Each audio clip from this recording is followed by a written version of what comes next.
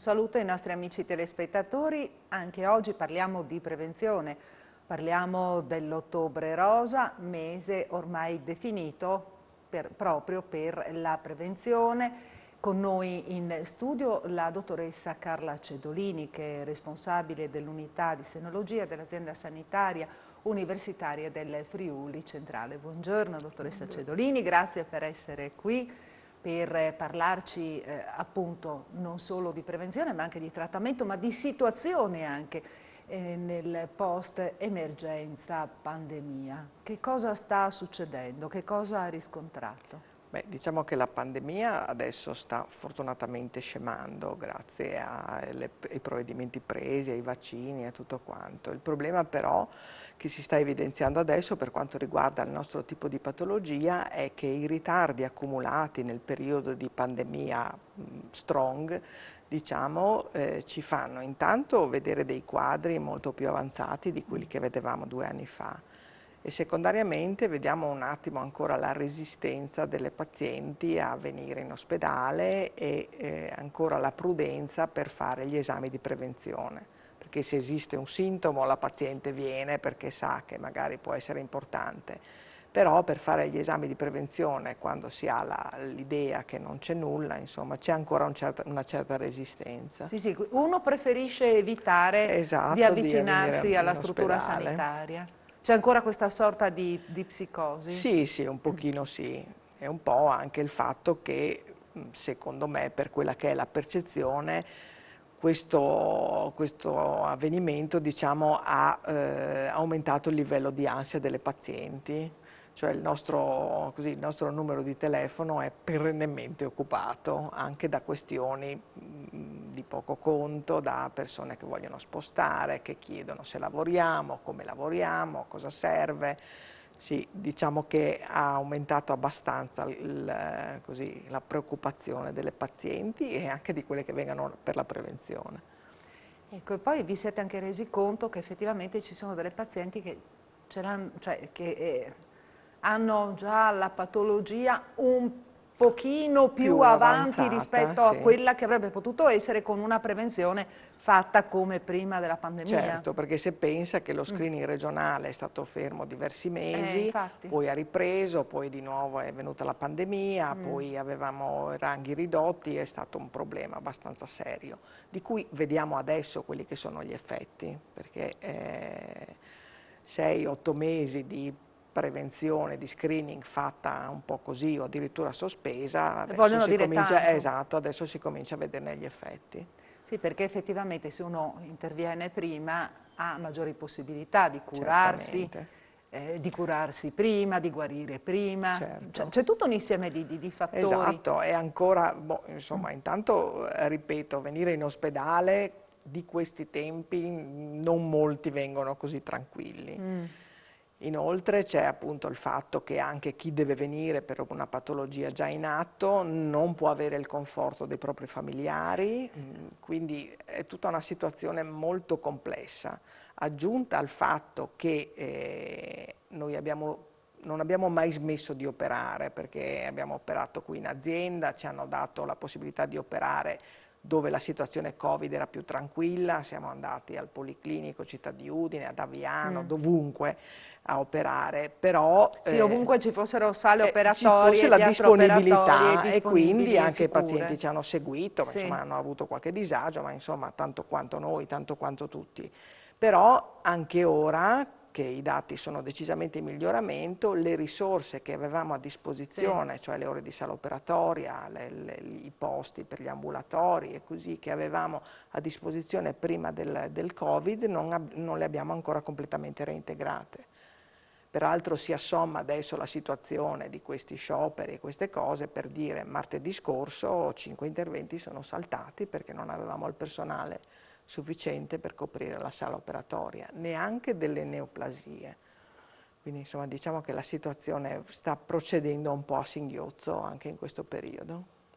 Sì, una situazione per niente... Sì, non proprio simpatica, ecco, Sì. soprattutto perché insomma chi attende di essere operato, purtroppo quando ci sono questi disagi noi non è che sappiamo a priori chi verrà, quale sala operatoria andrà, quindi venire lì con l'attesa di essere operati e poi essere rimandati a casa, insomma non è che sia proprio E comunque adesso una le cosa... cose, no, sono cambiate, nel senso che cos'è proprio di ieri, no? L'obbligatorietà, mi pare di ieri o Sì, dell'altro ieri, no? sì, Del sì, fatto cioè, del infatti tutta vaccino questa per i... situazione si è creata perché ovviamente le persone che non sono vaccinate o che non hanno il Green Pass o così sono state sospese, come penso sia corretto, visto la norma com'è, e poi alla fine questi sono stati i disagi. Adesso per dire mercoledì è già andata piuttosto meglio, insomma, Sì. mercoledì abbiamo potuto fare qualcosa. Però insomma diciamo che la situazione non è normalizzata, ecco, quindi la lista d'attesa si allunga. A Sì, proposito, proprio per quanto riguarda la lista d'attesa, che fare per cercare di...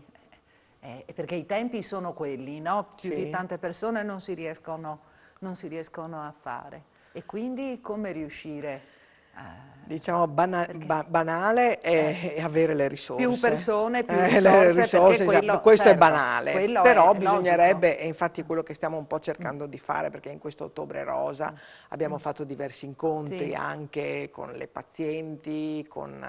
Poi è anche sì. importante il ruolo del volontariato, Ma soprattutto in un momento come assolutamente, questo, no? assolutamente. Infatti attraverso le associazioni di volontariato appunto abbiamo fatto questi incontri e quest'anno proprio per questa lista d'attesa noi facciamo tutti gli anni a ottobre degli incontri in tanti posti in Friuli su temi di prevenzione.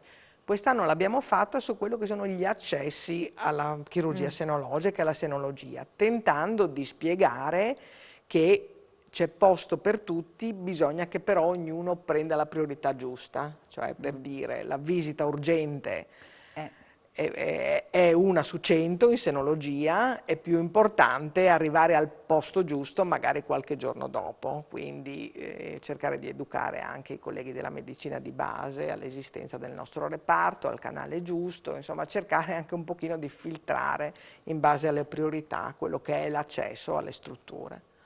Senta, un altro aspetto, a parte che ormai sappiamo il dato, una donna su 8 può, no, soffrire di cancro al seno, però quello che effettivamente preoccupa è il fatto che l'età si stia, no, delle pazienti, l'età si stia abbassando. Lentamente però, Sì. inesorabilmente si sta abbassando. Sì, si sta abbassando. Adesso, come spesso devo dire, noi non conosciamo ancora qual è il Sì, meccanismo. Noi possiamo dire quali sono i fattori di rischio, però di fatto così è.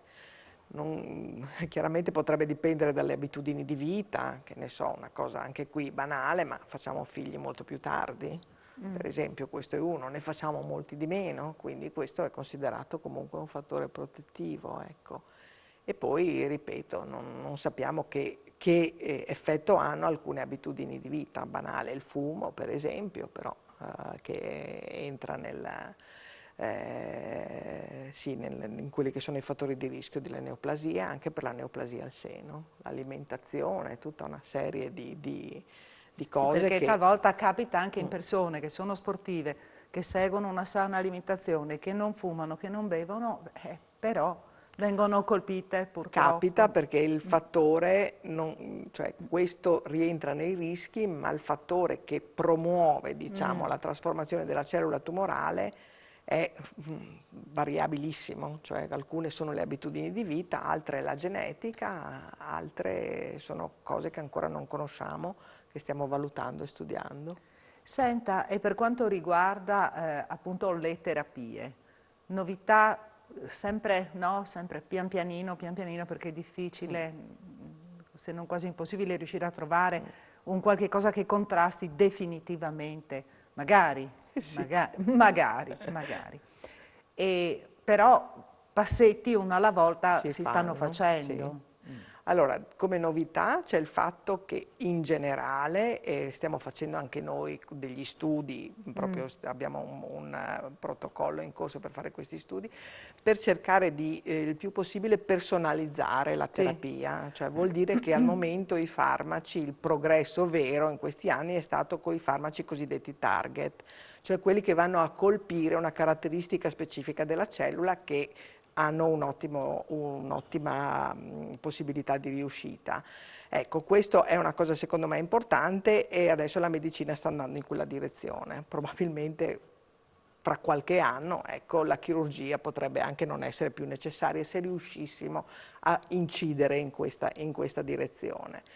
Però questo pone anche un'altra domanda di etica, esula un po' da quella che è la domanda, è che se noi effettivamente dobbiamo fare questi farmaci sempre più personalizzati, la domanda sarà chi a un certo punto se li potrà permettere, appunto. questa è la domanda. Ecco, però questa è una questione etica che esula. Poi l'altra novità che, vabbè, alcune novità tecnologiche in chirurgia per riuscire a fare meglio, dotazioni eccetera, altra novità che è immediata, riguarda sempre la terapia, è che la nostra regione ha approvato un esame che viene fatto sempre di questi per personalizzare la terapia, in cui i tumori che diciamo, possono giovarsi della chemioterapia ma il cui beneficio fino a qualche tempo fa non era certo, adesso esiste un test che ad alcuni di questi tumori, non a tutti, può dare delle ottime risposte, cioè garantire che la chemioterapia per questi pazienti sarà sicuramente efficace, perché gli effetti collaterali non sono di poco conto e quindi questo è un discreto passo avanti. Bene, non posso fare altro che ringraziare la dottoressa Grazie. Carla Cedolini per aver partecipato alla nostra trasmissione. Spero di averla nuovamente in trasmissione quanto prima con Grazie. ulteriori novità, ancora un passo avanti. Sì, andiamo avanti. Se non, è vero, se non altro per vedere la situazione, per vedere se la situazione si normalizza, Sì, no? sì, sì. Almeno da quel punto di vista lì. Grazie per essere Grazie stata con mille a noi voi. e grazie ai nostri amici telespettatori per averci seguito. Ci vediamo nella prossima puntata di Family, Salute e Benessere. Arrivederci.